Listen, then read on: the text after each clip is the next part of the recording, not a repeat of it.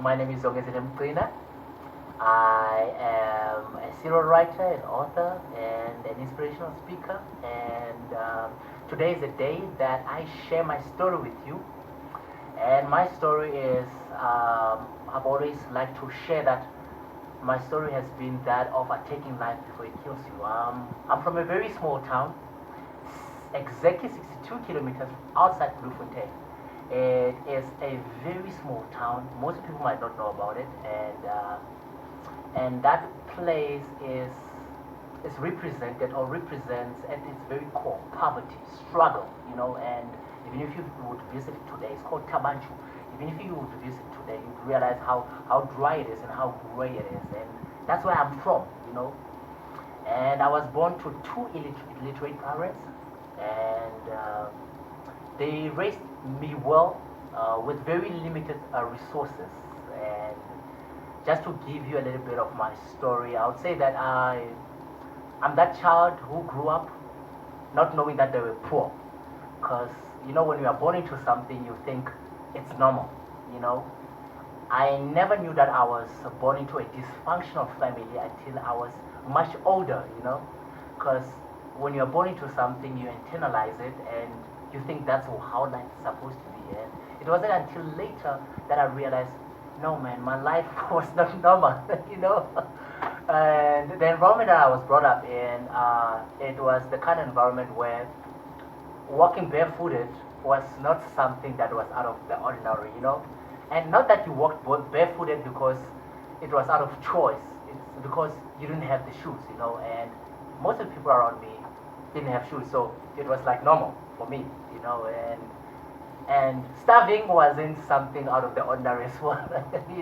We were most of the time hungry. And growing up, I would wake up I'd go to bed on an empty stomach, wake up on an empty stomach, go to school on an empty stomach, and come back from school on my way back, hoping that somehow my mom made a plan, and you get home, still no food, and you'd be so hungry and you'd want to cry, but tears won't come out. That's just to give you just a background of the kind of environment that I was brought up in. And there were never role models to say, and no examples of what I didn't have an alternative, let me put it that way. What I had is all that I knew. And I couldn't dream beyond what I was brought up into. And growing up, I was born into a family of two older brothers and two younger sisters. I was a middle child, and I remember I was very close with my mom growing up. And I think around 7, 8, my mom didn't come back home, and I was close to her. And this one day, my mom didn't come back home, and she didn't come back for a very long time. In fact, my mom came back when I was, I think around my 20s. So she was away for almost 13 years out of my life, and to this day I don't know why. I still ask myself why, but I suppose it's too late to find out now. And I was brought up by my dad, and we were very close with my dad. My dad was both my mom and my father. My dad did everything in the house. He used to cook for us, clean the house, do laundry. My dad was everything. And I learned so much from him in terms of life. And my dad was a construction worker, and half the time he would be away from home if he has a project far away from home. So he'd come at least once or twice a month. And when my mom left, he left with my younger sisters, and they would stay with family and all that. And my other older brother, he went on to stay with family as well, relatives and everything else. So I was left with the brother that I come immediately after, and he practically brought me up because my dad was never around. And it was hard. It was very hard, but I didn't know it was hard. I thought it was. That's how life was supposed to be, because I didn't know anything else. And growing up, I remember days going to school barefooted, very cold, and the temperature was in its negatives, very cold, barefooted. I remember this one time that is still stuck, engraved in my mind.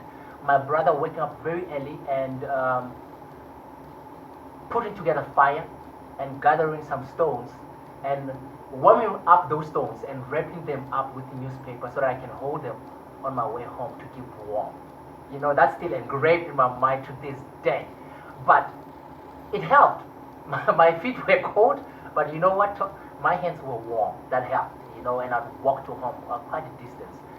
And there were times that, you know, being hungry was part of my everyday life, you know. And I remember my dad trying his best to provide for us and to do the best that he can with the very limited resources, you know. And yes, growing up, I thought, you know, being brought up in this family was, you know, I didn't see anything wrong with it, but somehow something inside of me told me that there's something wrong with this, but I couldn't quite put my finger on it, you know. Until later on in my life, you know what I would like to really express here is that I never had dreams. I lived for today, you know. Nothing inspired me to dream beyond today. I lived for today. If I could just, my life was about surviving today. If I could just survive today, and I'll figure out the rest tomorrow. You know, I'll see how I go through the other day. You know, so that's how my life used to be growing up. And growing up through school, I remember my turning point in a way was when I was in high school. And I had a friend of mine. He didn't live very far from where we used to stay. And this friend of mine, they were sort of what you would call the well-off guys, you know. And this guy used to be very smart. He used to sound very smart. He went to what you would call the Model C schools, you know. And we were very close, you know. But I realized me and this guy were living in two different worlds, you know. And every time we would sit around as friends, this guy would always sound smart. And I always wondered, where does he get his smarts, this guy, you know? And he didn't want to share, you know? And it so happened this one day, I came over to his house to visit, and his mom sent me straight to his room. And I got to his room, and I was shocked by what I saw when I got to his room. I'd never seen anybody do that, at least not in my family, at least not in my immediate family. And this guy was holding a book, reading. And I remember when he saw me, he tried to hide the book so that I don't see that he was reading. And I remember that stuck with me. And somehow that was like, maybe, just maybe, that's where he gets his smarts from. This is where he gets all this information he uses to impress us, you know. And I remember that day, I made a promise to myself, I'm going to find me a book. And I remember I visited, for the very first time in my life, I visited a library. And I found a book. And that's where my life started to change. And I remember I read a book, and I don't quite remember the title, but the book was about other countries basically, you know, the other worlds that were out there and how other people live. I think it was an encyclopedia, you know. And reading the book, it sort of opened my mind to the other worlds. That there were other people out there who were living differently from how I was living, you know. And that sort of stretched my mind. You know how they say that your mind, once stretched by an idea, it will never return to its original size. And that's what happened to me. That stretched me to think that there's life outside my immediate environment. And I started liking books from there. And I remember I started being smart as well. I started adding to conversation every time we came together. And he didn't like it so much, you know. So yes, my dad was there every part of my journey, you know. And I remember, though my dad could not read, he would ask me to come and read for him. You know, ask me, come sit, read for me, man. And I remember this experience I'll never forget. For the first time, my dad asked me, teach me how to write my name and my surname. Half the time I sign stuff, I don't know how to write. I usually make an X, you know. And I remember that's one of the proudest moments of his life as well, learning how to write his name. And I taught him that, you know, as a very young kid, still in primary. So it was one of those moments that really sealed our relationship with our dad, you know. And it was just amazing just to see him doing things that were not what you would call the conventional way for a man to behave.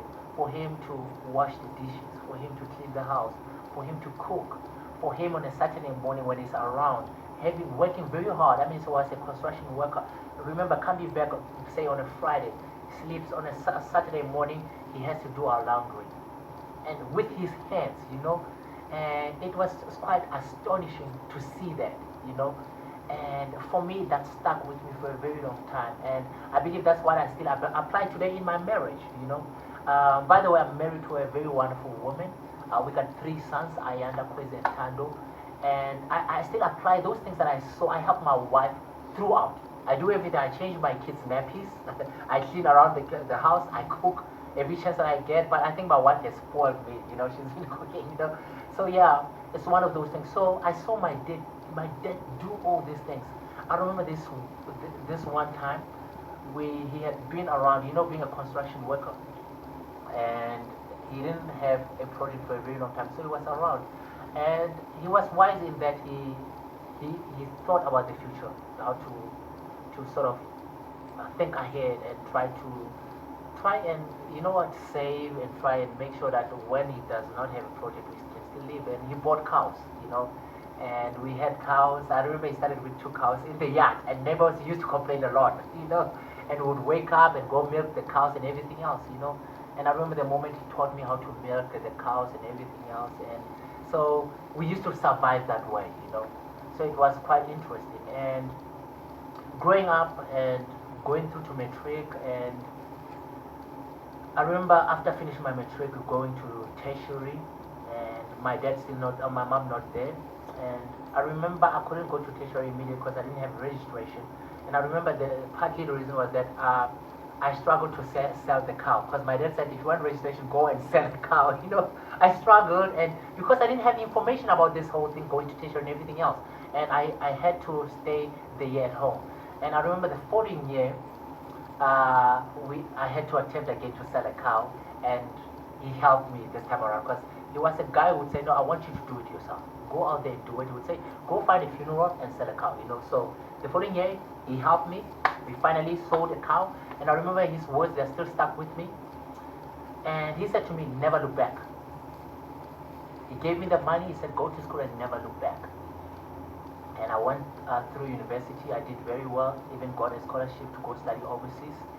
And I remember when I was studying overseas, I was calling in because they couldn't afford to call.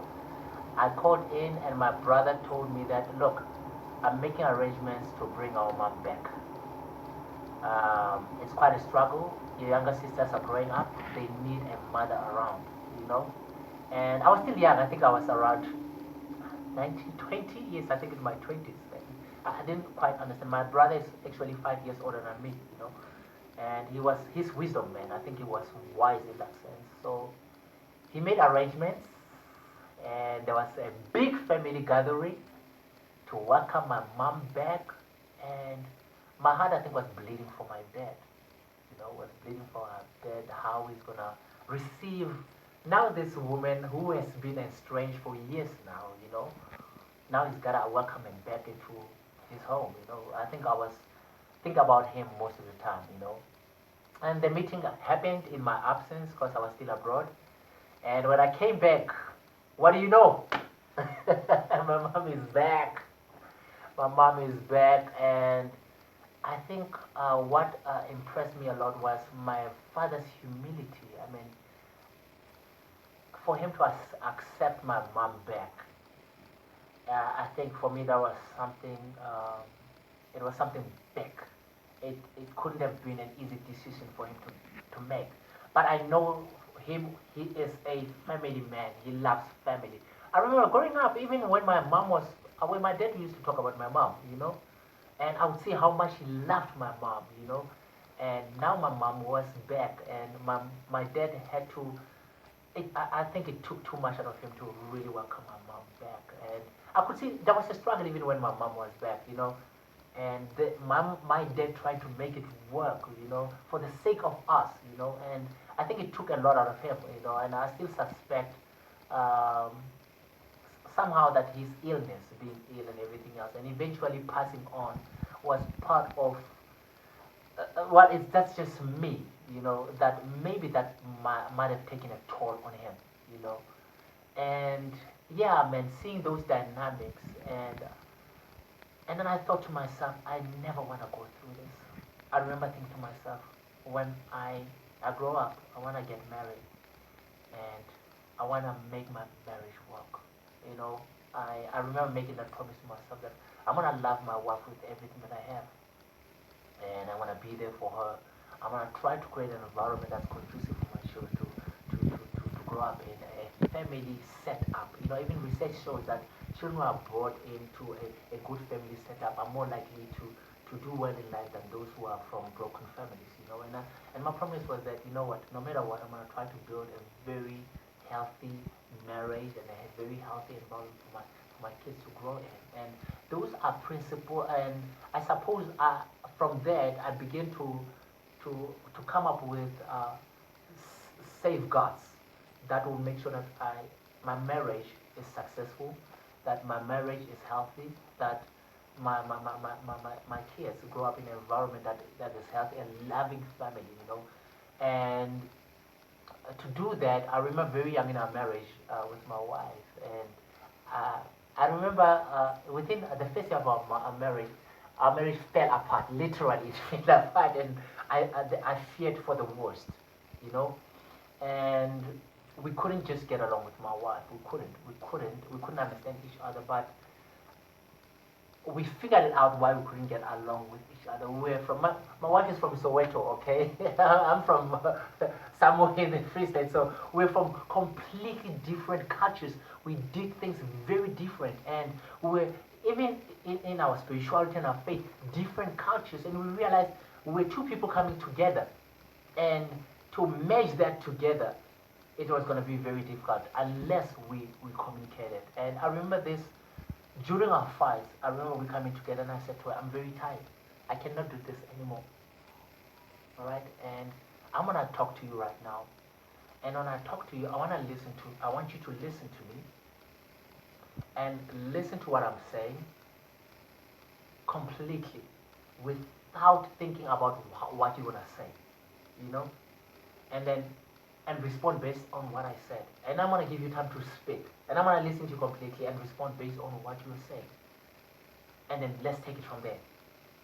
And I remember having that conversation and us coming out of that conversation feeling like for the first time my wife had me. And her feeling like for the first time my husband had me. And I remember that we made that a pillar of our marriage. That the number one pillar of marriage is going to be communication. We're going to communicate about everything. No matter how painful it is, we're going to start communicating about it. And I think that's what sealed our marriage and made it stronger over the years. And we have what we call the reviews, where we would come together. I remember coming back, and now my mom is back after, say, 13 years. I didn't know how to connect with my mom. I always tell people that part of who I am is my mom, but who I am is my dad.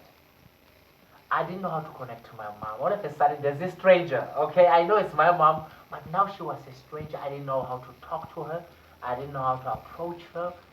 And I remember we tried to talk, but we couldn't quite connect. She tried to catch up and find out what am I doing. I remember the last time she knew that I wanted to be a doctor. She didn't know I had long abandoned that. So when she knew that, she found out I was graduating, she thought I was becoming a doctor. I was like, no, not a doctor. I changed into something completely different ever since. Man, we try to connect, and I think to this day we connect, but we don't really connect quite deeply. I think she's still wondering who's this person, and I still do to this day. I still sit with her, we still talk like mom and dad, and I think for the longest time I was angry because she disappeared, and I think I was angry with her for the longest of time. And I think what helped me is the grace of God more than anything else. I think God's love, taught me how to love her irrespective. And I think we built on that our relationship, and to this day she's my mom. I still love her, I take care of her, and I miss her. I still look forward to seeing her. And for me, I remember telling myself, you know what, I'm gonna treat my wife the way I would my mom, you know, irrespective of what happens in our marriage, you know. Looking at my father and my mother, the relationship, how it fell apart, for me, I had a conviction that I won't allow that to work. Uh, I won't allow that to happen, you know. So I had that commitment to myself. The day I get married for life. That was my commitment, you know, that I'm gonna educate myself about marriage and how to make it work. So as a family, we established things with my wife that are gonna safeguard our marriage, because marriage you gotta protect it, you know, and we learned to create our own culture. You know, half the time people say when you come together, you bring together two families. We believe that no, we are creating a completely new family. We have to create our own culture, how we do things in this family, irrespective of where we come from. So I think that's what protected us for this long. We've been married now for 7 years, you know, and I think that's what protected us, that we created a completely new family with a new culture that worked for us. And I believe that's what's been working out for us for all this time. And I like having reviews with her. Every time we go out, we have our dates. Where when we go out on dates, we sit down and review and say what's working and what's not working. What do you like? What don't you like? And because that's what it is. It's a transaction. If something is not there, you gotta bring it back. You know. So that's how we work every time. It's like, let's talk. Let's be open. If you're not happy about something else, let's talk about it and let's resolve it. You know. And I think that's what's been working for our marriage. And being completely honest with another, that works. If I'm not satisfied in any area of our marriage, we talk about it and let's see how do we make it work and make it fun at the same time, you know. So I think that's what's been sustaining us for all these years, you know, and we've been having a beautiful 7 years, and it's been amazing, and we've been enjoying it, and it's just sad that she could not be here today because she had other commitments. I would have loved for you guys to see her, but I'm sure we'll have a follow-up with the Fix with Righteous, so where she'll be here and she'll tell her side of the story as well, because I think it's very important as well that she tells her side of the story about her experience of marriage, because you know what, marriage is such a powerful institution, because from marriage comes societies, you know, because you know the family that you come from determines the kind of person you're going to be in the society, you know, and it's very important that as a people we protect this institution, that we do not take it for granted, you know, and I believe that as a society we've lowered our standards, you know, and we need to bring up the standards to godly standards of marriage, you know. God had an idea for marriage, and we got to know what that big idea is and begin to apply it in our families in order for us to build good societies, good communities, and eventually a good nation. You know, I was born in very difficult circumstances, you know, and I refused to allow my circumstances to define where I'm going, you know. Like I said, I was born in poverty. I think I grew up hating poverty, and my life has been a a runaway from poverty. I was running away from poverty because I experienced it for so long and I hated it, you know, and I would not allow where I come from to define where I was going, you know. I refuse to allow my background to define my foreground, you know. My background is where I'm born, it's what I'm born into, but my foreground is what I'm gonna go into, you know. And those struggles begin to shape my life and how I carry myself, you know. And all that culminated into a book that I today call Succeed Regardless Background. And I've put that together succinctly in this book called Succeed Regardless, the 7 principles of success, the principles that I applied to get myself from where I was born to where I wanted to be. Get yourself this copy. It's available on Amazon.com.